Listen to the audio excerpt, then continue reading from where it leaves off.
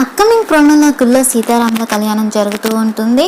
పంతులు గారు మంత్రాలు చదువుతూ ఉంటారు. జానకి రఘురాం ఫ్యామిలీ అంతా కూడా హ్యాపీగా ఉంటే చారు ఏమో టెన్షన్ పడుతూ ఉంటుంది.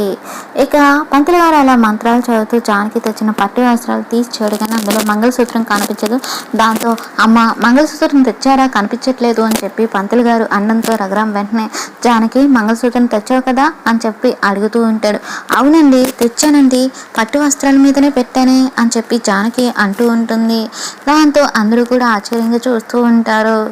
ఇక పద్దు ఏమో చూసావా పార్వతి, అన్నయ్య మీద కోపంతో ఆ చారు మంగళసూత్రం తీసుకెళ్ళి హుండీలో పడేసింది అన్నయ్య పరువు తీయాలని చెప్పి అని పద్దు పార్వతితో అంటూ ఉంటే ఆద్య ఆ మాటలు వింటుంది.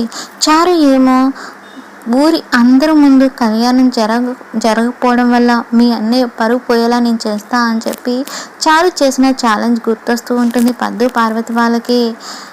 మరి ఆద్య ఈ విషయం విన్నది కాబట్టి ఈ కళ్యాణం ఎలా జరిపించబోతుంది, ఏం జరుగుతుందన్నది అప్కమింగ్ ఎపిసోడ్లో చూద్దాం.